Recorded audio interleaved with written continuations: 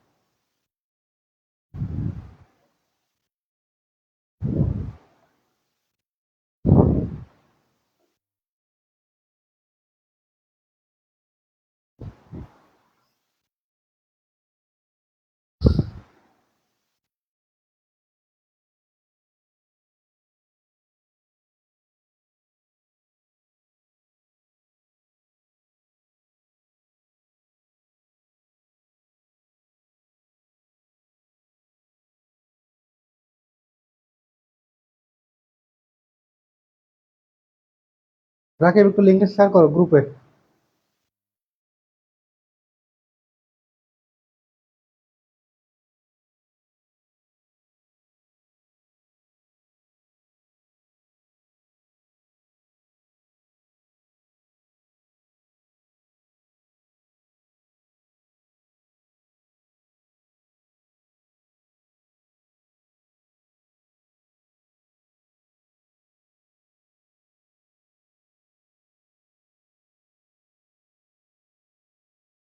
আসসালামু আলাইকুম। তোমরা কেমন আছো বলো তো?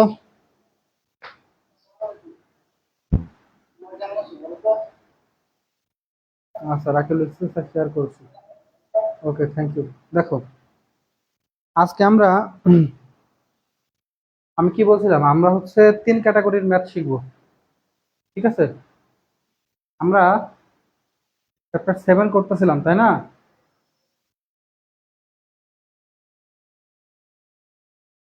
খেয়াল করো, আমরা থার্ড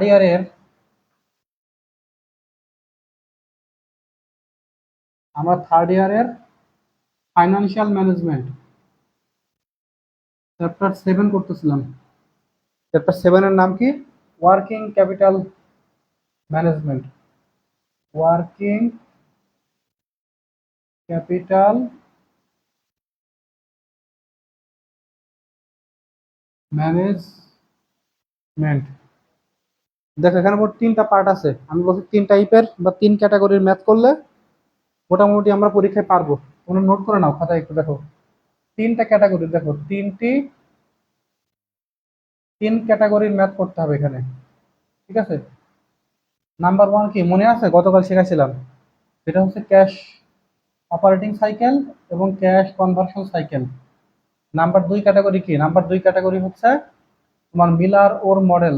মিলার ওর মডেল, একজন ব্যক্তির নাম মিলার ওর মডেল। নাম্বার 3 কি? নাম্বার 3 হচ্ছে তোমার working capital requirement. Working capital requirement. দেখো, এর মধ্যে আমরা এই ক্যাটাগরি গতকাল শেষ করছি, সুতরাং আজকে আমাদের এটা করতে হবে এবং এটা করতে হবে। মিলার ওর মডেল কি শিখবো, আর এটা কি শিখবো, আর ওয়ার্কিং ক্যাপিটাল রিকোয়ারমেন্ট এই বিষয়টা কি সেটা আমরা শিখবো। ঠিক আছে, আশা করি আজকে এবং আগামীকাল আরেকটি ক্লাস নিলে তোমাদের হচ্ছে এই চ্যাপ্টার পুরোপুরি শেষ হবে ইনশাআল্লাহ, আল্লাহ ভরসা। ঠিক আছে, আচ্ছা। অন্তর লিখছে, স্যার ভালো আছি, আপনি কেমন আছেন? আলহামদুলিল্লাহ ভালো আছি। ছোট সময় লিখছে, ওয়ালাইকুম আসসালাম, আলহামদুলিল্লাহ স্যার। তো লিখছে করা হয়েছে স্যার, ভেরি গুড। তোমাদের আমি গতকাল কিছু হোমওয়ার্ক দিয়েছিলাম, তোমরা কিন্তু হোমওয়ার্ক গুলো বাসায় কমপ্লিট করবা। হোমওয়ার্ক গুলো যদি বাসায় কমপ্লিট না করো তাহলে কিন্তু তোমরা নিজেরাই বিপদে পড়বা। বুঝতে পারছো? হোমওয়ার্ক গুলো বাসায় কমপ্লিট করা লাগবে তোমাদের, এটা মাথায় রাখবা। আচ্ছা, তো আমরা শুরুতে দেখবো মিলার ওর মডেল। এটা কি জিনিস দেখো, মিলার ওর মডেল। ঠিক আছে,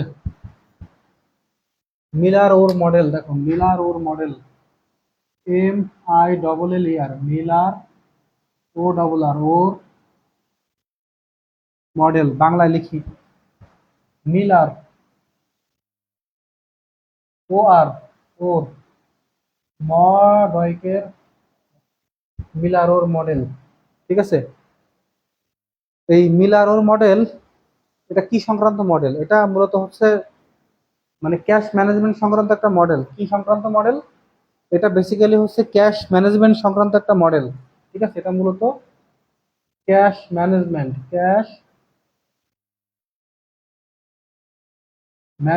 সংক্রান্ত একটা মডেল। ক্যাশ ম্যানেজমেন্ট সংক্রান্ত একটা মডেল। ঠিক আছে, ক্যাশ ম্যানেজমেন্ট মানে কি? ক্যাশ ম্যানেজমেন্ট মানে আমি কতটুকু ক্যাশ আমার কাছে রাখবো। আমি যদি একটা কোম্পানির অ্যাকাউন্ট্যান্ট হই, ঠিক আছে, if I am accountant of a company, আমি যদি একটা কোম্পানির অ্যাকাউন্ট্যান্ট হই, তাহলে আমার কাছে কতটুকু ক্যাশ রাখবো? আমার কাছে কতটুকু পরিমাণ কতটুকু পরিমাণ ক্যাশ রাখবো, ক্যাশ টাকা রাখবো, ক্যাশ টাকা রাখবো। সেটাই হচ্ছে মূলত এই যে মিলার ওর মডেল। সেটাই হচ্ছে মূলত এই যে মিলার ওর মডেলের মূল আলোচনা। ঠিক আছে, এখন দেখো, তুমি চিন্তা করো তো, আমরা ক্যাশ কিরকম রাখি? সবসময় একটা লিমিটের মধ্যে রাখি। যেমন আমি তোমাদের স্যার, ঠিক আছে, আমি কিন্তু একটা লিমিটের মধ্যে ক্যাশ টাকা রাখি। অর্থাৎ হয়তো আমি সর্বোচ্চ আমার কাছে 10,000 টাকা রাখি। ঠিক আছে, আবার সর্বনিম্ন আমার কাছে আমি 5,000 টাকা রাখি। তাহলে আমার সর্বনিম্ন একটা লিমিট আছে, আবার সর্বোচ্চ একটা লিমিট আছে। আবার এভারেজে আমি সারা বছর 6,000 টাকা করে রাখি, 6 বা 7,000 টাকা করে রাখি। তো দেখো, এখানে তোমাকে বুঝতে হবে একটা বিষয়, সেটা হচ্ছে আমরা ক্যাশ ম্যানেজমেন্ট কিভাবে করি। দেখো, আমরা সর্বোচ্চ কি পরিমাণ ক্যাশ আমাদের কাছে রাখি সেটাকে বলা হয় সর্বোচ্চ সীমা। এটাকে বলে সর্বোচ্চ সীমা বা upper limit, U double P E R, upper limit. Upper limit মানে সর্বোচ্চ কি পরিমাণ টাকা, ক্যাশ টাকা আমার কাছে রাখতে পারি সেটাকে বলে আপার লিমিট। আপার লিমিট মানে হচ্ছে সর্বোচ্চ পরিমাণ, সর্বোচ্চ, সর্বোচ্চ সীমা, আপার লিমিট। ঠিক আছে, এই আপার লিমিট বা সর্বোচ্চ সীমাকে খেয়াল করো তোমার ইউ দ্বারা প্রকাশ করা হয়, কি দ্বারা? আপার লিমিটের ইউ না, ইউ, আপার লিমিটকে ইউ দ্বারা প্রকাশ করা হয়, ইউ, ইউ মানে হচ্ছে আপার লিমিট। ঠিক আছে, আর একটা আছে lower limit, lower, lower limit. Lower limit মানে কি? লোয়ার লিমিট মানে হচ্ছে যে আমি সর্বনিম্ন কি পরিমাণ টাকা আমার কাছে রাখি, সর্বনিম্ন সীমা, সীমা মানে সর্বনিম্ন কি পরিমাণ টাকা আমার কোম্পানিতে সবসময় রাখি, ক্যাশ টাকা। দেখো একটা কোম্পানি কিন্তু লাখ লাখ কোটি কোটি টাকা ক্যাশ টাকা রাখে না, তার একটা সর্বোচ্চ লিমিট থাকে কি পরিমাণ ক্যাশ টাকা রাখবে, আর একটা সর্বনিম্ন লিমিট থাকে, সর্বনিম্ন কি পরিমাণ ক্যাশ টাকা রাখবে, এটাকে বলা হয় এল। কি বলা হয়? এল বলা হয়। তাহলে আপার লিমিট গেল, লোয়ার লিমিট গেল, আর একটা আছে অ্যাভারেজ, অ্যাভারেজ ক্যাশ ব্যালেন্স। ঠিক আছে, average cash balance, average cash balance. ঠিক আছে, এই কথার মানে হলো যে আমি গড়ে কি পরিমাণ ক্যাশ, মানে গড়ে কি পরিমাণ ক্যাশ টাকা আমার কাছে রাখি সেটাকে বলে অ্যাভারেজ ক্যাশ ব্যালেন্স, মানে গড় নগদ উদ্বৃত্ত, উদ্বৃত্ত, average cash, average cash balance. আরেকটা আছে রিটার্ন পয়েন্ট। ঠিক আছে, রিটার্ন পয়েন্ট, রিটার্ন পয়েন্ট। ঠিক আছে, রিটার্ন পয়েন্ট কি জিনিস একটু বিস্তারিত বলতে হবে আগে। খেয়াল করো, রিটার্ন পয়েন্টকে আমরা জেড দ্বারা প্রকাশ করি। ঠিক আছে, রিটার্ন পয়েন্ট কি জিনিস? মনে করো তুমি যখন ভাত খেতে বসো, ভালো করে বোঝো, আমি একটা রিয়েল লাইফ এক্সাম্পল দিই। ঠিক আছে, মনে করো তুমি যখন ভাত খেতে বসো, ঠিক আছে, এই ভাত খেতে বসলে তোমার প্লেটে, মনে করো এটা তোমার প্লেট, ঠিক আছে, এটা তোমার প্লেট হলে মনে করো অনেক ভাত চাপাইছে, তো যদি বেশি ভাত চাপাই তুমি কি খাবা? খাবা না, কিন্তু কি করবা? কিছু ভাত তুলে আবার রেখে দিবা। তোমার আম্মাকে বলবা যে আম্মা এত ভাত খাবো না, কিছু পরিমাণ ভাত তুলে রেখে দাও। আবার মনে করো এই একটা প্লেট, প্লেটে মনে করো খুবই কম ভাত, এই কম ভাতে তোমার কি পেট ভরবে? পেট ভরবে না। তুমি কি করবা? তুমি তোমার আম্মাকে আবার বলবো যে আম্মা তুমি আমাকে আরো ভাত এনে দাও, আমার এই ভাতে পেট ভরবে না। তাহলে বেশি হয়ে গেলে তুমি কিছু অংশ বাদ দিবা। ঠিক আছে, আবার যদি কম হয়ে যায় তাহলে তুমি কিছু অংশ আবার যোগ করবা। যোগ করে কি করবা? তোমার যেই পরিমাণ দরকার, দেখো একটা প্লেট ঠিক সেই পরিমাণ নিবা, যেই পরিমাণ দরকার সেই পরিমাণ নিবা। এই যে তোমার যেই পরিমাণ দরকার সেই পরিমাণ নিচ্ছ না। ঠিক আছে, মানে বেশি হয়ে গেলেও তোমার রিটার্ন করতে হবে, মানে ঠিকঠাক মতো নিতে হবে। আবার যদি কম হয়ে যায় ভাত, তাহলেও তোমার ঠিকঠাক মতো ভাত নিতে হবে, ভাত ভাত। এই যে তুমি ঠিকঠাক মতো ভাত নিচ্ছ, বেশিও নিবা না, বেশি হলে বাদ দিতে হবে, কম হলে আরো ভাত নিতে হবে, যোগ করতে হবে। এটাকে বলা হয় রিটার্ন পয়েন্ট, সংক্ষেপে বলা হয় জেড। ঠিক আছে, আমি তার মানে বলতে চাচ্ছি তোমার কাছে যদি ক্যাশ টাকা বেশি হয়ে যায় তখন তুমি কি করবা? বেশি কিন্তু কেউ ক্যাশ টাকা রাখে না, ক্যাশ টাকা কেউ অলস ফেলে রাখবে না বেশি পরিমাণ। তোমার কাছে যদি ক্যাশ টাকা বেশি হয় তখন তুমি দেখবা কিছু ক্যাশ কমিয়ে দিবা। কেমনে কমাবা? তুমি ক্যাশ টাকা দিয়ে হয়তো বা মানে শেয়ার ক্রয় করবা, ঠিক আছে, বা অন্য কোনো জায়গায় ইনভেস্ট করবা। আবার যদি তোমার কাছে ক্যাশ টাকা কমে যায়, কম ক্যাশ টাকায় কিন্তু হবে না, তখন তুমি কি করবা? তুমি আবার ক্যাশ টাকা সংগ্রহ করবা, অর্থাৎ তুমি মালামাল বিক্রি করবা অথবা শেয়ার বিক্রি করবা, শেয়ার বিক্রি করবা অথবা মালামাল বিক্রি করে তুমি আবার বেশি পরিমাণে ক্যাশ টাকা সংগ্রহ করবা। ঠিক আছে, মানে তোমার যে পরিমাণ প্রয়োজন তুমি সেই পরিমাণ ক্যাশ টাকা সংগ্রহ করবা। এটাকে বলা হয় রিটার্ন পয়েন্ট, মানে বেশি হলেও যেটা দরকার সেরকম অবস্থায় ফিরে আসতে হবে, আবার কম হলেও যেরকম আমার দরকার ক্যাশ টাকা সেরকম অবস্থায় ফিরে আসতে হবে। এজন্য এটার নাম হচ্ছে রিটার্ন পয়েন্ট। রিটার্ন পয়েন্ট মানে হচ্ছে ফেরত বিন্দু বা ফিরে আসা বিন্দু। ঠিক আছে, রিটার্ন পয়েন্টকে আমরা সংক্ষেপে কি বলতে পারি? ঠিক আছে, দেখো ক্যাশ বেশি হোক বা কম হোক, এটাকে রিটার্ন পয়েন্টকে তো জেড দ্বারা প্রকাশ করা হয়। দেখো ক্যাশ টাকা, ঠিক আছে, বেশি হোক বা কম হোক, বেশি হোক, ঠিক আছে, বা কম হোক, ঠিক আছে, সব সময় কাঙ্ক্ষিত মাত্রায় কাঙ্ক্ষিত, সবসময় কাঙ্ক্ষিত মাত্রায় ক্যাশ ব্যালেন্স রাখতে হয়। ক্যাশ ব্যালেন্স রাখতে হয়, এটাকে বলা হয়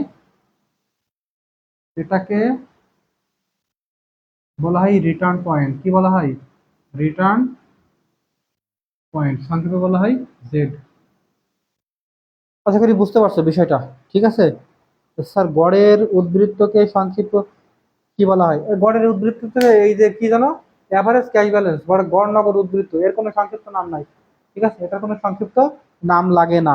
ঠিক আছে, এখন দেখো আমি কি বললাম, আমি বলছি আপার লিমিট মানে ক্যাশ সর্বোচ্চ সীমা ক্যাশের, লোয়ার লিমিট মানে ক্যাশের সর্বনিম্ন সীমা, সর্বনিম্ন কি পরিমাণ ক্যাশ টাকা রাখবো, অ্যাভারেজ ক্যাশ ব্যালেন্স মানে আমি গড়ে কি পরিমাণ ক্যাশ টাকা রাখবো আমার কাছে।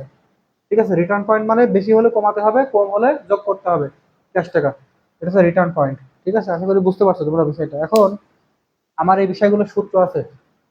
ঠিক আছে, তোমার তোলা হয়েছে, খাতায় তোলো, আমি বুঝবো। খাতায় তোলা হলে তোমরা খাতায় তোলো, খাতায় তোলা না হলে তোমরা খাতায় তোলো, আমি বুঝবো এখন এটা। ঠিক আছে, ভেরি কুইক, খুব দ্রুত, সময় নাই আমার হাতে এত। খাতায় তোলো।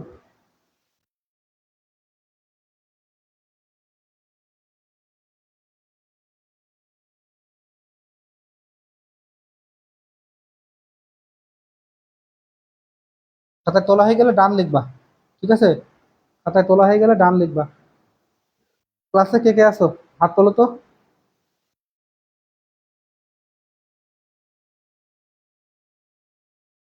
তোমরা একটু ফাস্ট ফাস্ট খাতায় তুলবা, ঠিক আছে?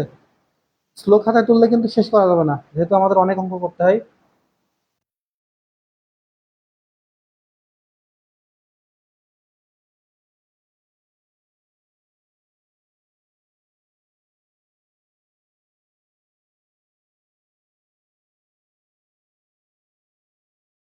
ছোট সময় আছে, রাকিব আছে, অন্তর আছে, তিনজন আছে, তিনজনই ক্লাস করে। তোমরা একটা ঘোষণা দিবা, যারা ক্লাস করে না অথচ গ্রুপে আছে তাদের কিন্তু পেমেন্ট করা লাগবে। ঠিক আছে, আচ্ছা আমি ক্লাসও করলাম না, মাঝে মাঝে ভালো লাগলো 6 মাস পরে একটা ক্লাস করলাম, ঠিক আছে, অথচ গ্রুপে থেকে গেলাম, এরকম করলে কিন্তু হবে না। ঠিক আছে, এটা সবাইকে বলে দিবা। এখন দেখো একটা বিষয়, আমি কিছু কিছু সূত্র দেখাবো। যেমন এই মিলার ওর মডেলের, দেখো মিলার ওর মডেলের প্রয়োজনীয় সূত্রাবলী, প্রয়োজনীয়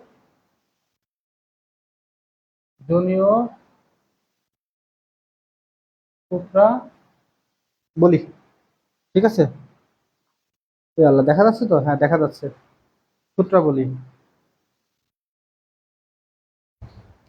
প্রথমে দেখো, প্রথমে সূত্রটা হচ্ছে 1 নম্বর সূত্র, ফর্মুলা নাম্বার এক, এক হচ্ছে রিটার্ন পয়েন্টের সূত্র। রিটার্ন পয়েন্ট থেকে জেড দ্বারা প্রকাশ করা হয় রিটার্ন পয়েন্টকে, জেড জেড। তাহলে জেড ইকুয়ালস টু, দেখো কি হবে সূত্র, দেখো এই যে রুটের গালে একটা থ্রি দিবা, রুটের গালে একটা থ্রি দিবা, দিয়ে এই যে ডিভাইডেড বাই, এখানে লিখবা 3c S square divided by 4i equals by 360। ঠিক আছে, এটা একটা সূত্র।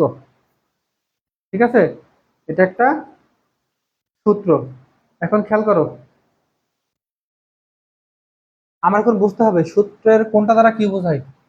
আমি বোঝাচ্ছি এক এক করে, দেখো প্রথমে খেয়াল করো যে সি বলতে কি বোঝায়, সি সি সি মানে হচ্ছে transaction cost per transaction, transaction cost, transaction cost per transaction. অর্থাৎ আমরা যখন প্রত্যেকটা লেনদেন করি, অর্থাৎ ক্রয় করি বা বিক্রয় করি, আমাদের কিন্তু একটা খরচ হয়, তাই না? আমাদের প্রত্যেকটা লেনদেনের পেছনে একটা খরচ হয়, সেটাকে বলে ট্রানজাকশন কস্ট পার ট্রানজাকশন। যেমন আমি আজকে মনে করো গেছি হচ্ছে চাল কিনতে, আমার কিন্তু খরচ হয়েছে। আবার যদি চাল বিক্রিও করতাম তার একটা খরচ হতো, মানে ক্রয় করি বা বিক্রি করি, আমার একটা খরচ সবসময় হবেই একটা লেনদেনের পিছনে, সেটাকে বলা হয় ট্রানজাকশন কস্ট পার ট্রানজাকশন, মানে লেনদেন প্রতি খরচ, মানে লেনদেন প্রতি খরচ, বাংলা লিখে দিই লেনদেন প্রতি খরচ। ঠিক আছে, transaction cost per transaction. S কি, এস মানে হচ্ছে স্ট্যান্ডার্ড ডেভিয়েশন, এস মানে হচ্ছে standard, S T A N D R D, standard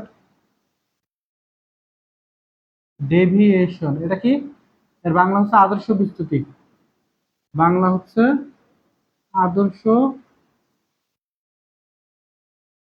আদর্শ বিচ্যুতি কি জিনিস বলো তো? মনে করো আমার কাছে, আগে খেয়াল করো আদর্শ বিচ্যুতি কি জিনিস তোমাকে বুঝতে হবে।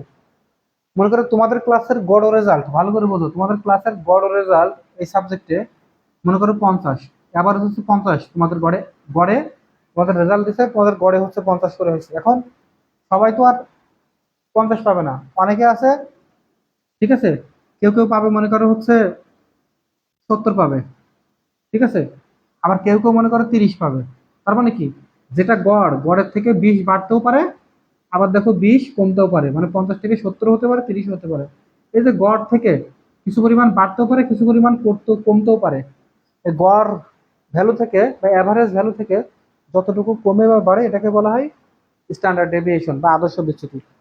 তাহলে আমরা কি বুঝলাম, গড় থেকে বা অ্যাভারেজ থেকে যতটুকু বাড়ে বা যতটুকু কমে সেটাকে বলা হয়, ঠিক আছে, স্ট্যান্ডার্ড ডেভিয়েশন বা আদর্শ বিচ্যুতি। এটা মাথায় রাখবা, ঠিক আছে। তো এস মানে স্ট্যান্ডার্ড ডেভিয়েশন, ঠিক আছে।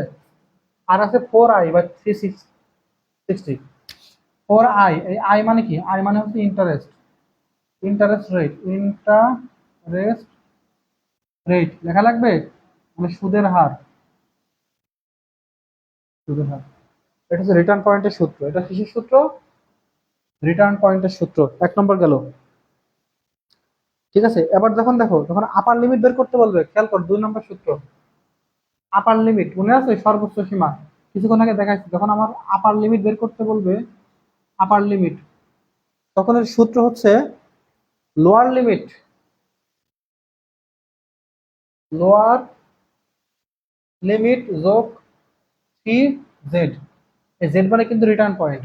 তাহলে আপার লিমিট বললে সূত্র কি হবে, লোয়ার লিমিট যোগ সি জেড, ঠিক আছে।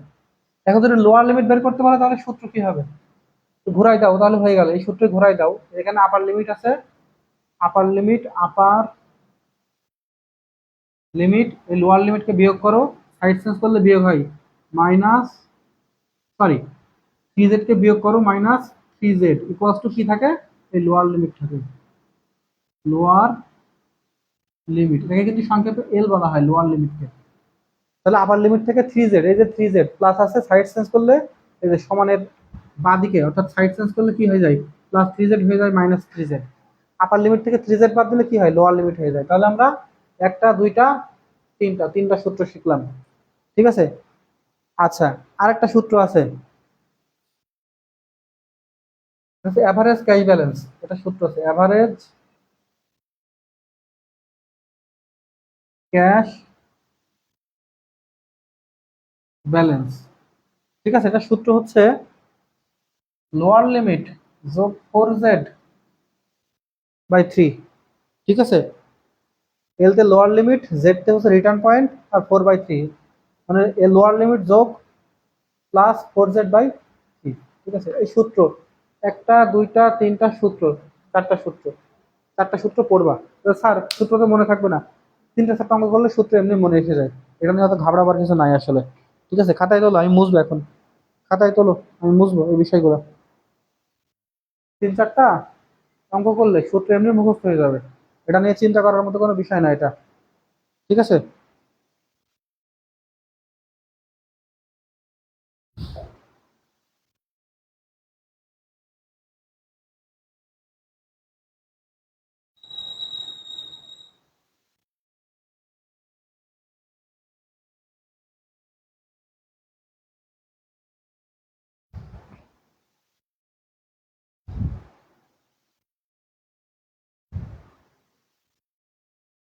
ওকে, হয়েছে।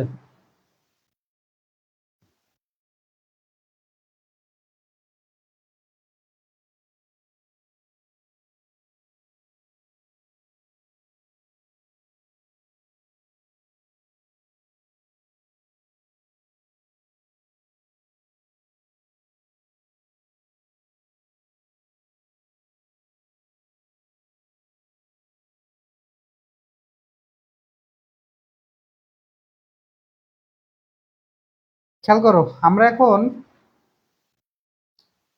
ব্যতিক্রম বইয়ের ব্যতিক্রম যে সাজেশন আছে না, তোমাদের আমি সাজেশন কেন পড়াচ্ছি, কারণ হচ্ছে তোমরা মূল বই এত পড়ে পারবা না আসলে। সাজেশন পড়লে তোমরা মোটামুটি ভালো করবা আলহামদুলিল্লাহ। মূল বই অনেক মোটা মোটা বই, এই পড়ে ভালো করতে পারবো না আসলে, খুব টাফ এই সময়ের মধ্যে। এত সময় আমাদের থাকে না, আমরা যারা আর ম্যাক্সিমাম বিভিন্ন কাজকর্ম করি বা চাকরি বাকরি করি, এত সময় নেই আমাদের, সাজেশন পড়ো, ঠিক আছে? যে ব্যতিক্রম সাজেশন আছে না,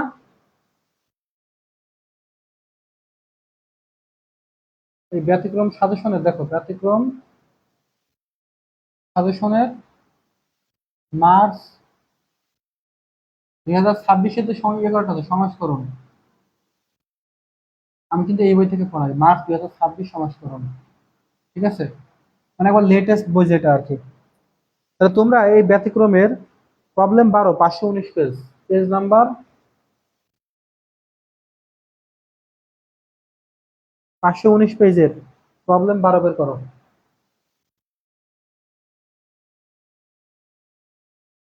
প্রবলেম 12 বের করো, করছো?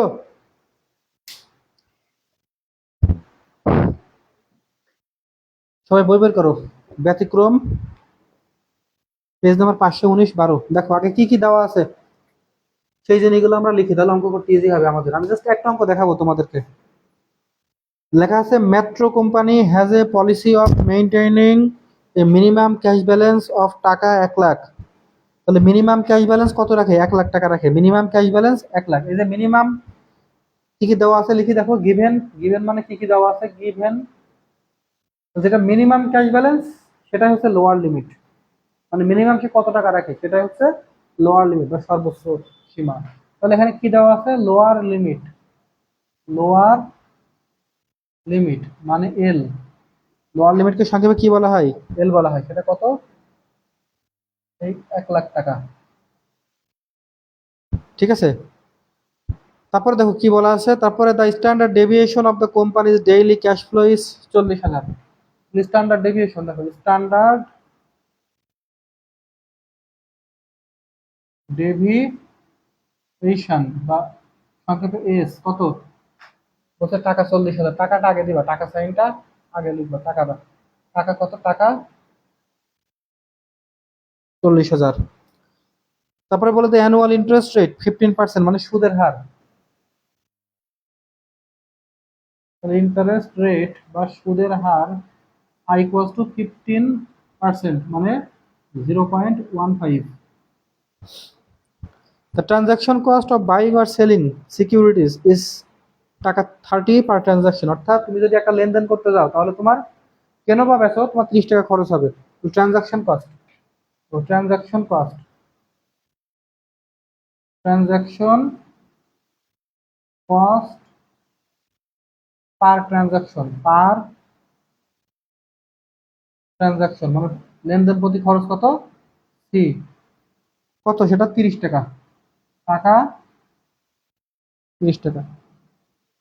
রিকোয়ারমেন্ট গুলো দেখো, প্রথমে কি বলছে? প্রথমে বলছে 1 নম্বর প্রশ্নে কি চাইছে? বলছে লোয়ার লিমিট বের করো। Lower limit, lower lower limit বা এল দেওয়াই আছে 1 লাখ টাকা, প্রশ্নে দেওয়া আছে উত্তর 1 লাখ টাকা। এটা করার ঝামেলা নাই। বি নাম্বার বলছে আপার লিমিট বের করো। আপার লিমিট, এখন আপার লিমিট বের করতে হলে আমার কিসের ভালো লাগে মনে আছে? আপার লিমিট বের করতে গেলে আমার জেড এর ভ্যালু লাগে, জেড বা রিটার্ন পয়েন্ট। এখন জেড এর ভ্যালু তো এখানে নাই, এজন্য আমার রিটার্ন পয়েন্ট বের করে নিতে হবে। যে নাও মানে এখন রিটার্ন পয়েন্ট, এই যে রিটার্ন, রিটার্ন পয়েন্ট মানে হচ্ছে জেড। এর সূত্র কি? রুটের গালে 3 রুট আবার, ঠিক আছে, 3c S square by 4i/360। এখন লেখো মানগুলো লেখো। 3c s স্কোয়ার মানে 3 গুণ 30 গুণ 40 স্কোয়ার, 3 গুণ 30 গুণ s স্কোয়ার মানে কি 40,000 গুণ 40,000 স্কোয়ার বাই 4i। 4i মানে কি? আই মানে সুদের হার, মানে 0.15/360, 360। সলভ করলে কত হয়? এটা সলভ করলে হয় তোমার হচ্ছে 44,208 টাকা। কত হয়? টাকা 44,208 টাকা। এটা হচ্ছে জেড। এটা হচ্ছে জেড এর ভ্যালু 44,208 টাকা। বি নম্বরের কোশ্চেন কি ছিল? বি নম্বর আমার চাইছে, দেখো বি নম্বর আমার চাইছে কি আপার লিমিট, কি চাইছে upper limit, U double P E R upper, upper limit এটা চাইছে। এখন আপার লিমিটের ফর্মুলা কি মনে আছে? এটা হচ্ছে লোয়ার লিমিট মানে এল যোগ থ্রি জেড। এখন এল কত? এল এর মানটা আমি আগে পেয়েছি, সেটা কত? 1,00,000। এই যে 1,00,000 যোগ থ্রি, জেড এর মান কত? 44,208, মানে 3 গুণ 44,208, তাহলে কত হয়? 2,32,624, 2,32,624, এটা হচ্ছে আপার লিমিট। কথা ক্লিয়ার? এবার দেখো সি নাম্বার, দেখো এই অঙ্কের সি নাম্বারে বলছে যে অ্যাভারেজ ক্যাশ ব্যালেন্স, এটার করলাম না আমি, অ্যাভারেজ ক্যাশ ব্যালেন্স, এই যে সি নাম্বারে বলছে average cash balance, average cash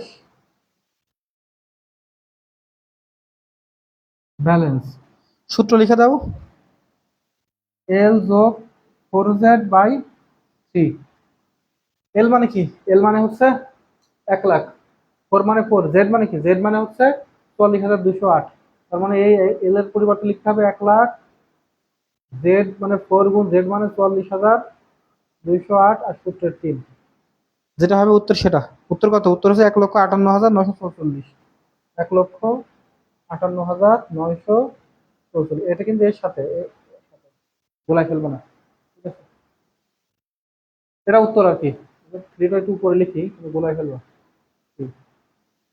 এই অ্যান্সার, ঠিক আছে? এটা হচ্ছে অ্যান্সার, খাতায় তোলো, ঠিক আছে? আমি আরেকটা নিয়মের অঙ্ক বোঝাবো এখন।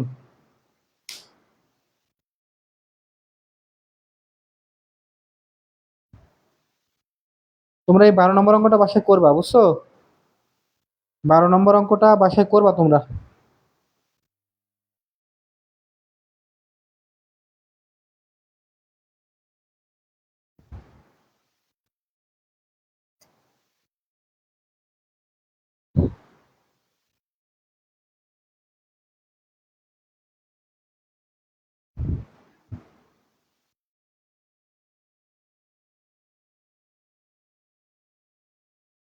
ওকে, লিখছে ডান।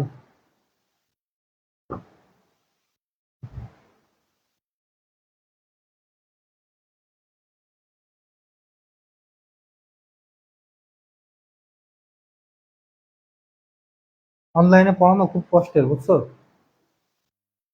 অফলাইনে যখন পড়ায় তখন তো বসে বসে পড়ায়, আমি 10 মিনিট বললে ছাত্ররাই মনে করো 30 মিনিট 40 মিনিট করতে পারে নিজেরা, কিন্তু অনলাইনে আমার পুরো 1 ঘন্টা দাঁড়িয়ে থাকা লাগে, পায়ের গেড়ে কাটতে ব্যথা হয়ে যায় সব।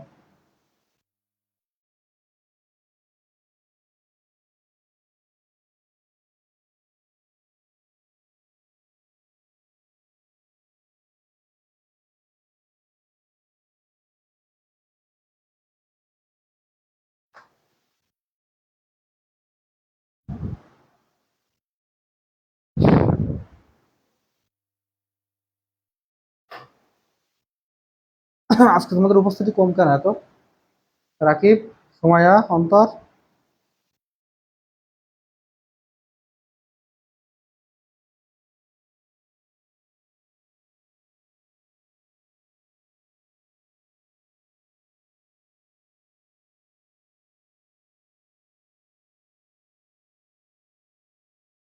এখন যে ক্লাসটা নিয়ে মানে যে জিনিসটা বোঝাবো সেটা বোঝানোর জন্য জুম ক্লাস বেটার হতো, বুঝছো? জুম ক্লাসটা বেটার হতো, যেহেতু নাই জুম ক্লাস নেওয়া যায় না, অকারণে ক্লাস মিস করে খোলা মানুষ সব, কোনো কাজ নাই, খাই দায় ঘুমাই খালি, ঠিক আছে? দেখো আরেকটা টাইপের অঙ্ক আছে এই অধ্যায়, সেটা হচ্ছে ওয়ার্কিং ক্যাপিটাল রিকোয়ারমেন্ট। সেই অঙ্কের নাম হচ্ছে ওয়ার্কিং ক্যাপিটাল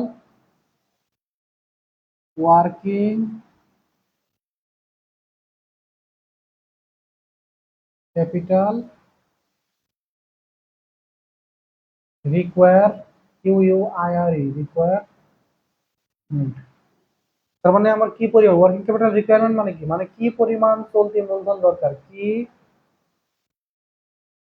পরিমাণ চলতি মূলধন দরকার, সেটাকে বলা হয় ওয়ার্কিং ক্যাপিটাল রিকোয়ারমেন্ট। মানে কি পরিমাণ, ঠিক আছে, চলতি মূলধন দরকার। এখন দেখো ওয়ার্কিং ক্যাপিটাল কি, দেখো ওয়ার্কিং ক্যাপিটাল, ওয়ার্কিং ক্যাপিটাল দেখো এটা কি, কোনো প্রতিষ্ঠান চালাইতে গেলে, ঠিক আছে, কোনো প্রতিষ্ঠান চালাইতে গেলে যে পরিমাণ ক্যাপিটাল বা মূলধন দরকার হয় দৈনন্দিন, তাকে বলে ওয়ার্কিং ক্যাপিটাল। ঠিক আছে, কোনো প্রতিষ্ঠান চালাতে গেলে, কোনো প্রতিষ্ঠান চালাতে গেলে, চালাতে গেলে, ঠিক আছে, নিয়মিতভাবে যে মূলধন প্রয়োজন হয়, যে মূলধন প্রয়োজন হয়, প্রয়োজন হয় তাকে ওয়ার্কিং ক্যাপিটাল বলে। এই যে ওয়ার্কিং ক্যাপিটাল, এর একটা সূত্র আছে, সূত্রটা মনে রাখবা। ওয়ার্কিং ক্যাপিটাল এর সূত্র হচ্ছে total current asset, T O T L, total, T O T L, total current asset, total current asset minus total, total current liabilities. Total current asset থেকে টোটাল কারেন্ট লাইবিলিটিস বিয়োগ করলে, ঠিক আছে, আমার ওয়ার্কিং ক্যাপিটাল পাওয়া যায়। ওয়ার্কিং ক্যাপিটালকে সংক্ষেপে বলা হয় ডব্লিউসি, মানে working capital. Total current asset মানে টিসিএ, টোটাল কারেন্ট লাইবিলিটিস মানে টিসিএল, এটা মাথায় রাখবা, ঠিক আছে। আচ্ছা দেখো,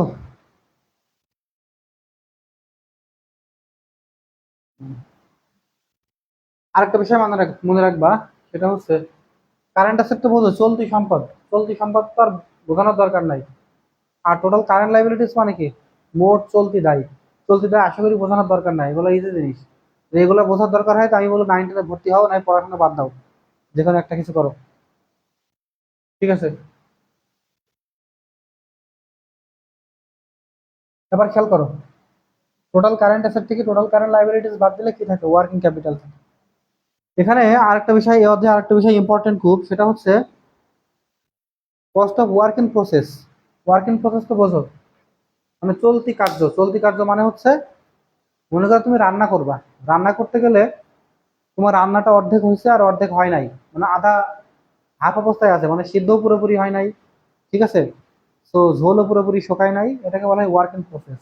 একইভাবে কোনো একটা প্রোডাক্ট তৈরি করতে গেলে মনে করো প্রোডাক্ট অর্ধেক হয়েছে অর্ধেক হয় নাই, সেটাকে বলা হয় ওয়ার্ক ইন প্রসেস। এর কস্ট, টোটাল কস্ট কেমনে বাইর করে, cost of work in process কেমনে বাইর করে, দেখো cost of work in process, এটা দেখবা ইম্পর্টেন্ট খুব। Cost of work in process, cost of work in process মানে চলতি কার্যের ব্যয়, ঠিক আছে, এটা মানে চলতি কার্যের ব্যয়। ওয়ার্কিং প্রসেস মানে কি, মানে কোনো একটা প্রোডাক্ট অর্ধেক তৈরি হয়েছে আর অর্ধেক হয় নাই, তার নাম হচ্ছে ওয়ার্কিং প্রসেস। তো এর ব্যয় কত, তো চলতি কার্যের ব্যয়, চলতি, চলতি কার্যের, চলতি কার্যের ব্যয় বা ওয়ার্কিং প্রসেস, ঠিক আছে। কস্ট অফ ওয়ার্কিং প্রসেস কি, দেখো এটা মাথায় রাখবা। আমরা এই ওয়ার্কিং ক্যাপিটাল রিকোয়ারমেন্ট চ্যাপ্টারে, ওয়ার্কিং ক্যাপিটাল রিকোয়ারমেন্ট চ্যাপ্টারে যখন কস্ট অফ ওয়ার্কিং প্রসেস বের করব, তখন তিনটা জিনিস আমার লাগে। এক নম্বর হচ্ছে দেখো, কোনো কিছু তৈরি করতে গেলে আমার র ম্যাটেরিয়াল লাগে। তো সেই র ম্যাটেরিয়ালটা প্রথমে নিতে হবে, র ম্যাটেরিয়াল, র ম্যাটেরিয়াল মানে কাঁচামাল, বাংলা কি, মনে করো কাঁচামাল। কাঁচামাল কতটুকু লাগে, এই কাঁচামাল কিন্তু সবসময় মনে রাখবে, কাঁচামাল সবসময় লাগে 100%। তুমি একটা প্রোডাক্ট অর্ধেক তৈরি করো বা পুরোটা তৈরি করো, তোমার 100% লাগবে। অর্থাৎ তুমি মাংস, মনে করো মাংস রান্না করো বা না করো, তোমার মাংস 1 কেজিতে 1 কেজিও লাগে, 1 কেজি লাগবে। মাংস অর্ধেক রান্না করলেও 1 কেজি মাংস নিয়ে তুমি রান্না শুরু করছো, আবার যদি রান্না শেষ করো তাও তুমি 1 কেজি মাংস নিয়ে রান্না শেষ করছো। তো কাঁচামাল বা র মেটেরিয়াল 100% লাগে। ঠিক আছে, তো টাকার অঙ্ক মনে করে লিখলাম, এই যে টাকার অঙ্ক, এই টাকার অঙ্ক। ঠিক আছে, একটা গেল। 2 নম্বরে কি লাগে? 2 নম্বরে তোমার লাগে হচ্ছে direct labour. Direct labour, labour মানে মজুরি, মানে প্রত্যক্ষ মজুরি। প্রত্যক্ষ মজুরি, প্রত্যক্ষ মজুরি কি মানে? উৎপাদনের সাথে যেসব শ্রমিকরা জড়িত, উৎপাদনের সাথে যেসব শ্রমিকরা জড়িত সেটাকে বলা হয় ডিরেক্ট লেবার বা প্রত্যক্ষ মজুরি। প্রত্যক্ষ মজুরি ওয়ার্ক ইন প্রসেসের ক্ষেত্রে প্রত্যক্ষ মজুরি কিন্তু সবটুকু লাগে না।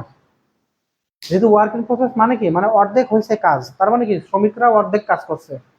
ওয়ার্ক ইন প্রসেস মানে কাজ আমার অর্ধেক হয়েছে, সুতরাং এই ডিরেক্ট লেবার বা প্রত্যক্ষ মজুরি আমি কত পার্সেন্ট যোগ করব? অবশ্যই 50% যোগ করবো। এই জন্য 50% নিতে হবে, 50% নিতে হবে, এটা মাথায় রাখবো 50%। আর একটা কি আছে, আর একটা হচ্ছে ওভারহেড। ঠিক আছে, ফ্যাক্টরি ওভারহেড।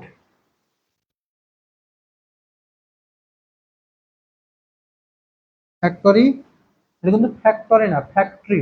ঠিক আছে, ফ্যাক্টরি ওভারহেড। ওভারহেড বাংলায় বলে কারখানা উপরিব্যয়। কারখানা,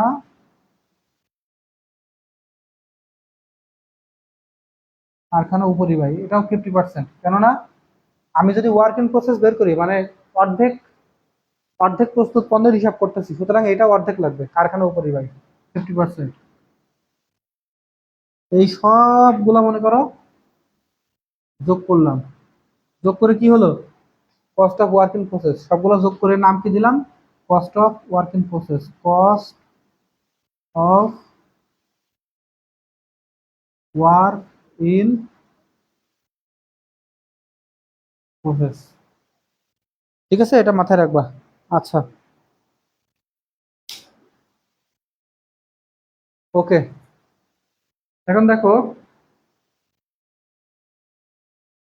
যেটা লিখলাম সেটা খেয়াল রাখবা। ওয়ার্কিং ক্যাপিটাল বের করতে হলে টোটাল কারেন্ট অ্যাসেট আগে যোগ করতে হবে, টোটাল কারেন্ট লাইবিলিটিস আগে বের করতে হবে, দেন টোটাল কারেন্ট অ্যাসেট থেকে টোটাল কারেন্ট লাইবিলিটিস মাইনাস করলে কি পাওয়া যায়?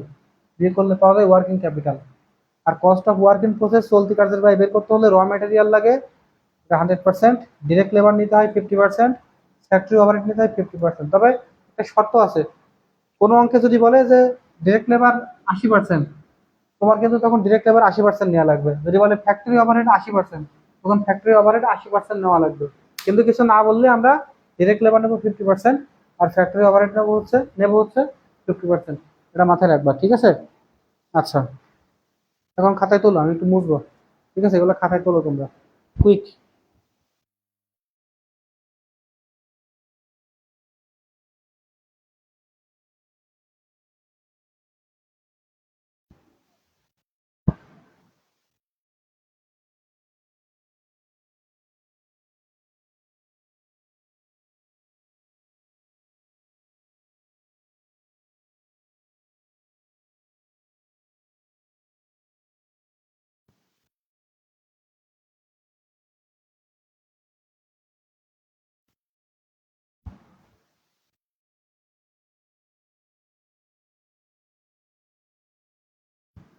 দেখো, আমি একটা টেবিল দিচ্ছি, টেবিলটা মুখস্থ করতে হবে তোমাদের।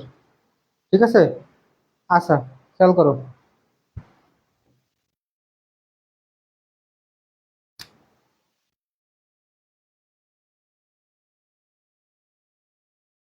ওয়ার্কিং ক্যাপিটাল রিকোয়ারমেন্টের একটা টেবিল আছে, এই টেবিলটা মুখস্থ করতে হবে। Working capital requirement, working capital requirement এর একটা টেবিল আছে। ঠিক আছে, টেবিলটা না দিলেও হতো, তোমরা নিজেরাই পারবা। ঠিক আছে, তারপর লিখে দিই, দেখো ওয়ার্কিং ক্যাপিটাল রিকোয়ারমেন্ট এর একটা টেবিল আছে, টেবিল TABLE, টেবিলটা দেখো তোমরা একটু দেখো। প্রথমে দেখো ভর কাটি। ঠিক আছে, আচ্ছা, মনে করো এগুলো টাকার ঘর, এটাও টাকার ঘর, এটাও টাকার ঘর। এটা হচ্ছে পার্টিকুলার্স বা ডিটেইলস,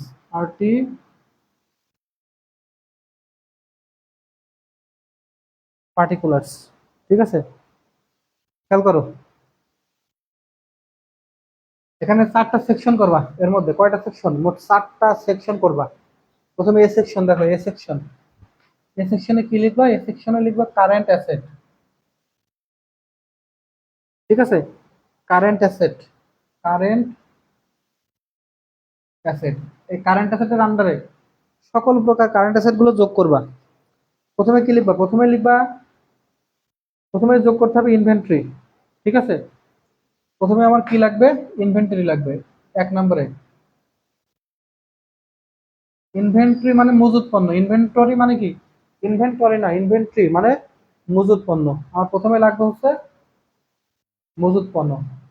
মজুত পণ্যের মধ্যে প্রথমে দেখো কি লাগে, প্রথমে লাগে হচ্ছে স্টক অফ র মেটেরিয়াল, স্টক অফ র ম্যাটেরিয়াল। এটা কি জিনিস, মনে করো যে আমি উৎপাদন শুরু করি নাই, বা উৎপাদন শুরু করছি, কিন্তু উৎপাদন শুরু করলেও সবসময় কিন্তু প্রত্যেকটা উৎপাদনকারী তার কিছু মালামাল তার গুদামে সংরক্ষণ করে রেখে দেয়, অলওয়েজ স্টক করে রেখে দেয় বা সংরক্ষণ করে রেখে দেয়। সেটাকে বলে স্টক অফ র মেটেরিয়াল। মানে উৎপাদন করি বা না করি, কিছু প্রোডাক্ট বা কিছু কাঁচামাল সবসময় আমি সংরক্ষণ করে রেখে দিই আমার গুদামে, সেটাকে বলা হয় স্টক অফ র মেটেরিয়াল। টাকার অঙ্কটা এখানে বসাও। ঠিক আছে, তারপরে কি লাগবে, তারপরে লাগবে হচ্ছে cost of work in process, B number, এটা এ নাম্বার, বি নাম্বার লাগবে work in process, cost of work in process. দেখো ওয়ার্ক ইন প্রসেস বের করতে হলে এর আবার 3টা উপাদান আছে, কিছুক্ষণ আগে আমি দেখাচ্ছি, মনে আছে? মানে আধা প্রস্তুত পণ্যের আমি ব্যয় বের করবো, সুতরাং এর 3টা উপাদান আছে। আধা প্রস্তুত পণ্য তৈরি করতে হলে প্রথমে কি লাগে, প্রথমে লাগে আমার র ম্যাটেরিয়াল। 1 নম্বরে, 1 নম্বরে কি লাগবে, 1 নম্বরে লাগবে র ম্যাটেরিয়াল, এটা কিন্তু 100%, এটা দিলাম, লিখলাম এখানে। তারপরে কি লাগবে, তারপর লাগবে হচ্ছে লেবার, LABOR, লেবার, অথবা BOUR দিতে পারে, দুইটাই কারেক্ট, একটা আমেরিকান একটা ব্রিটিশ। লেবার লাগে 50%, কিছু না বললে 50%। তারপরে কি লাগবে, 3 নম্বর লাগে ওভারহেড, OVERHEAD, ওভারহেডও লাগে, কিছু না বললে 50%। তোমাদের কোশ্চেনটা এখানে যে স্যার আমি তো স্টক অফ র মেটেরিয়াল তো উপরে একবার লিখছি, এখানে আবার কেন লিখবো র মেটেরিয়াল আরেকবার, তো দুইবার হয়ে গেল না, মানে ডাবল দুইবার গোনা হয়ে গেল না। র মেটেরিয়াল একবার এখানে লিখছি আর একবার এখানে লিখছি, না দুইবার হলো না। উপরেরটা হচ্ছে সেই র মেটেরিয়াল, যেই র মেটেরিয়াল তোমার গুদামে মজুদ আছে আগে থেকে, সেটা হচ্ছে উপরের র মেটেরিয়াল। আর নিচের এই র মেটেরিয়াল হচ্ছে ওয়ার্ক ইন প্রসেস, মানে তোমার প্রোডাকশনে চলে গেছে, তোমার প্রোডাকশনে চলে গেছে বা উৎপাদনে চলে গেছে, কিন্তু উৎপাদন মানে পুরোপুরি শেষ হয় নাই। হ্যাঁ, তো সেই উৎপাদন পুরোপুরি শেষ হয় নাই, কিন্তু উৎপাদনে চলে গেছে যে পরিমাণ ম্যাটেরিয়াল, সেটা হচ্ছে এই র ম্যাটেরিয়াল। সবগুলো যোগ করবা, যোগ করে কোথায় বসাবা, এই যে এখানে বসাবা। 3 নম্বরটা, 3 নম্বরটা হচ্ছে তোমার ফিনিশ গুডস, সি নাম্বার লিখবা finish goods, FINISHED, finished goods. Finish goods মানে কি, মানে সমাপ্ত পণ্য, মানে যেটা তৈরি হয়ে গেছে পুরোপুরি। ফিনিশ গুডস মানে যেটা তৈরি হয়ে গেছে, মানে সমাপ্ত পণ্য, বাংলা লিখে দিই সমাপ্ত পণ্য বা তৈরি পণ্য। র মেটেরিয়াল মানে কাঁচামাল, কাঁচামাল। ঠিক আছে, লেবার মানে শ্রমিক, ওভারহেড মানে উপরিব্যয়, র মেটেরিয়াল মানে কাঁচামাল। তো এটা কি, এটা এখানে লিখলাম, এই 3টা যোগ করলাম, যোগ করে, ঠিক আছে, যোগ করে এখানে বসালাম। কথা ক্লিয়ার? আচ্ছা, বসানোর পরে দেখো এই কারেন্ট অ্যাসেটের মধ্যে কি কি যাবে। ও,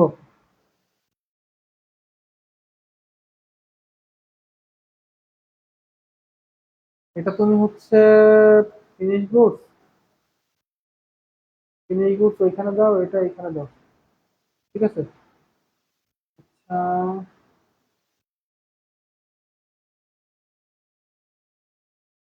দাও, এই টাকার অ্যামাউন্টটা এইভাবে লেখো, এটা লেখো এখানে, আর এই দুইটা লেখো, এটা লেখো এখানে, এটা লেখো এখানে, এটা লেখো এখানে। তাহলে এটা এই, এটা এই, এটা এই, সবগুলো যোগ করে হয় এই। ঠিক আছে। আচ্ছা, আর নিচের এই ফিনিশ গুডস লেখা হচ্ছে এখানে। ঠিক আছে, এই গেল। আচ্ছা, তাহলে আমার এক নাম্বারটা গেল। দুই নাম্বার দেখো, দুই নাম্বার হচ্ছে ডেটর। দুই নাম্বারটা হচ্ছে ডেটর। ঠিক আছে। আচ্ছা,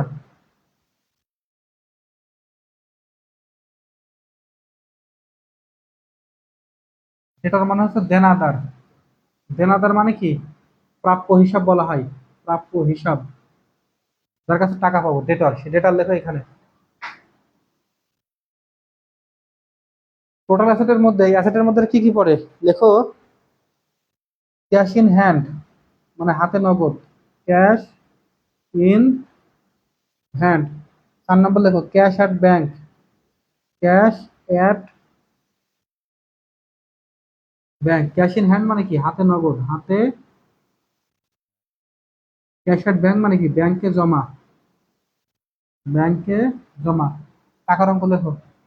ঠিক আছে, টাকার অঙ্ক 3 নম্বরটা এখানে লেখো, টাকার অঙ্ক 4 নম্বরটা এখানে লেখো, টাকার অঙ্ক। আর কি কি হতে পারে? প্রিপেইড এক্সপেন্স মানে কোনো ব্যয় যদি অগ্রিম পরিশোধ করি। প্রিপেইড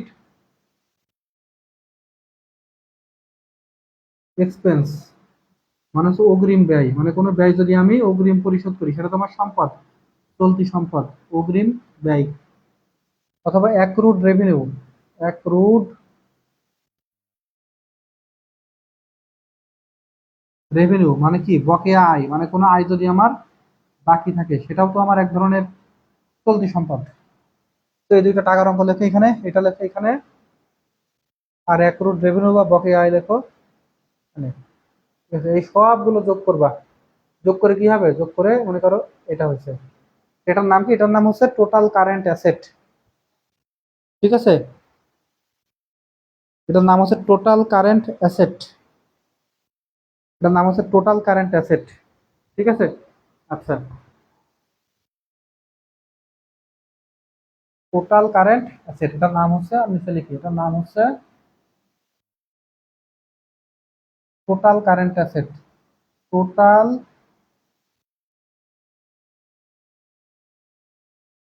কারেন্ট অ্যাসেট মানে মোট চলতি সম্পদ। তাহলে মোট চলতি সম্পদ বের করলাম। ঠিক আছে, এটা মাথায় রাখো, খাতায় তোলো, এটা খাতায় তোলো, তুলে রেখে দাও। মোট চলতি সম্পদ আমি বের করলাম। ঠিক আছে, এবার আমার বের করতে হবে কি? মোট চলতি দায় বের করতে হবে। আমার কি বের করতে হবে? এবার আমার বের করতে হবে মোট চলতি দায়। আচ্ছা, একটু লেখাটা মনে হয় উপরে বেশি বেশি হয়ে গেছে।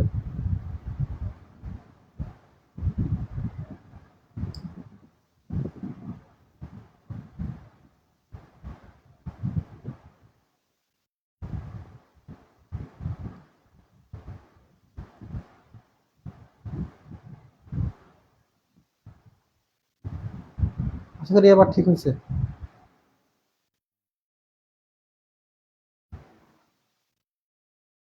মোট চলতি দায়। ঠিক আছে। আচ্ছা,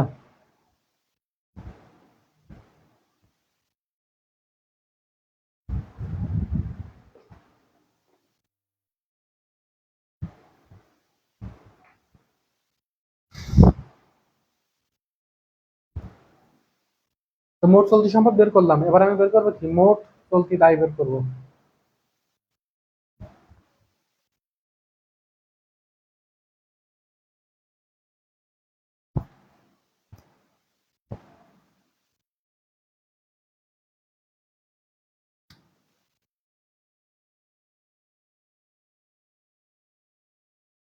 সেকশন নাম্বার বি। বিটা কি করব? বের করবো টোটাল কারেন্ট লাইবিলিটিস, বা কারেন্ট লাইবিলিটিস বের করবো। কারেন্ট লাইবিলিটিস বের করব। কি দিয়ে শুরু করব? আমি শুরু করব ক্রেডিটর দিয়ে। Creditor, labour or wages, overhead. দেখো, 1 নম্বর শুরু করব আমি ক্রেডিটর মানে পাওনাদার দিয়ে। ক্রেডিটর, ঠিক আছে। ক্রেডিটর মানে পাওনাদার। এর বাংলা কি? বাংলা হচ্ছে পাওনাদার। 2 নম্বর মনে করো লেবার আর ওয়েজেস, ঠিক আছে। লেবার অথবা ওয়েজেস পেয়েবল, মনে হচ্ছে বকেয়া মজুরি, যেটাকে বলা হয় বকেয়া বকেয়া মজুরি, ঠিক আছে। নাম্বার 3, হচ্ছে ওভারহেড, ঠিক আছে। ওভারহেড পেয়েবল, ওভারহেড পেয়েবল মানে হচ্ছে বকেয়া উপরিব্যয়, বকেয়া উপরিব্যয়। 4 নম্বরটা কি? 4 নম্বরটা হচ্ছে অ্যাডমিনিস্ট্রেটিভ এক্সপেন্স, সেলিং এক্সপেন্স, আদার এক্সপেন্স, ঠিক আছে। অ্যাডমিনিস্ট্রেটিভ এক্সপেন্স পেয়েবল মানে বকেয়া প্রশাসনিক খরচ। এর বাংলা হচ্ছে বকেয়া বকেয়া প্রশাসনিক খরচ। 5 নম্বরটা হচ্ছে আদার এক্সপেন্স পেয়েবল, আদার এক্সপেন্স পেয়েবল অন্যান্য বকেয়া খরচ, অন্যান্য বকেয়া খরচ। দেখো, টাকার ফিগার লিখো। প্রথমে এটা লিখলাম, এখানে পরেরটা লিখলাম, এখানে 3 নম্বরটা লিখলাম, এখানে এটা, এখানে এটা হচ্ছে এখানে, ঠিক আছে। ও, এটা তো সরাসরি এখানে লিখতে পারতাম এই ঘরেই। 1, 2, 3, 4, 5টা টাকার ঘর লিখলাম, সবগুলো যোগ করলাম, যোগ করে এখানে বসালাম। সেটার নাম কি? এটার নাম হচ্ছে total current liabilities. Total current liabilities, ঠিক আছে। Total current liabilities. আমি টোটাল কারেন্ট লাইবিলিটিস বের করলাম। টোটাল কারেন্ট লাইবিলিটিস বের করলাম। আমার টোটাল কারেন্ট অ্যাসেটের নিচে একটা জেড টানবা, টোটাল কারেন্ট লাইবিলিটিস নিচে একটা জেড টানবা, জেড জেড মানে ব্যালেন্স করবা। এবার আমার বের করতে হবে ওয়ার্কিং ক্যাপিটাল। আমি ওয়ার্কিং ক্যাপিটাল কেমনে বের করবো? সেকশন সিতে বের করতে হবে ওয়ার্কিং ক্যাপিটাল, ওয়ার্কিং ক্যাপিটাল। এবার আমি ওয়ার্কিং ক্যাপিটালের সূত্রটা আমি আগে শিখছি, শিখছি না কিছুক্ষণ আগে। সেটা কি শিখছি? নিয়ম হচ্ছে টোটাল কারেন্ট অ্যাসেট থেকে বিয়োগ করতে হবে total current liabilities. Total current asset আগেই বের হয়েছে, টোটাল কারেন্ট লাইবিলিটিস হচ্ছে এইটা। টোটাল কারেন্ট অ্যাসেট থেকে টোটাল কারেন্ট লাইবিলিটিস বিয়োগ করলে যেটা হবে সেটা হচ্ছে ওয়ার্কিং ক্যাপিটাল, ঠিক আছে। এখন যদি কোনো কন্টিনজেন্সি থাকে, কন্টিনজেন্সি মানে কি? মানে কোনো একটা শর্ত, ঠিক আছে, বললো তোমাকে এত টাকা ক্যাশ রাখতে হবে, মানে ভবিষ্যৎ মোকাবেলা করার জন্য বলে এত টাকা ক্যাশ রাখো, এত টাকা জমা রাখো, ঠিক আছে। তুমি কোনো একটা কাজ করবা, বলা হলো তুমি এত টাকা আগে থেকে জমা রাখো, এটা হচ্ছে কন্টিনজেন্সি, ঠিক আছে। তো যদি কোনো কন্টিনজেন্সি রাখতে বলে সেটা যোগ করবা, যে অ্যাড কন্টিনজেন্সি। কন্টিনজেন্সি মানে ভবিষ্যৎ কোনো একটা তহবিল, ভবিষ্যৎ কোনো একটা, ভবিষ্যতের কাজ করার জন্য কোনো একটা ভবিষ্যৎ তহবিল রেখে দিতে হবে আগে থেকে, ঠিক আছে। এটাকে বলা হয় কন্টিনজেন্সি, ঠিক আছে। মানে কোনো একটা পরিস্থিতি যদি সামনে চলে আসে, কোনো একটা পরিস্থিতি, সেই পরিস্থিতি মোকাবেলা করার জন্য একটা তহবিল রাখতে হয়, এটা হচ্ছে কন্টিনজেন্সি। তো সেটা থাকলে সেটা যোগ করবা, যোগ করে যেটা হলো এটা হলো কি নেট ওয়ার্কিং ক্যাপিটাল। এটার নাম কি? নেট ওয়ার্কিং ক্যাপিটাল, ঠিক আছে।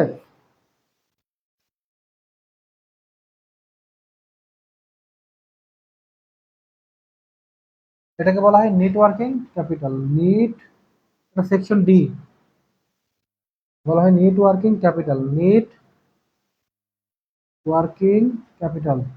তোমরা এটা বাসায় খুব ভালোভাবে করবা। কথা ক্লিয়ার? বাসায় খুব ভালো হবে, আমি যে শখটা লিখে দিয়েছি এই শখটা পড়বা, বুঝবা ভালো মতো করে। আমি কালকে ইনশাল্লাহ ম্যাথ করাবো, আগামীকাল এই চ্যাপ্টার শেষ। ঠিক আছে? তো 3 দিনে একটা চ্যাপ্টার শেষ করলাম, আলহামদুলিল্লাহ, বেশি সময় লাগবে না শেষ করতে হলে। সবাই ভালো থাকো, সুস্থ থাকো, সুন্দর থাকো। আসসালামু আলাইকুম ওয়া রাহমাতুল্লাহ।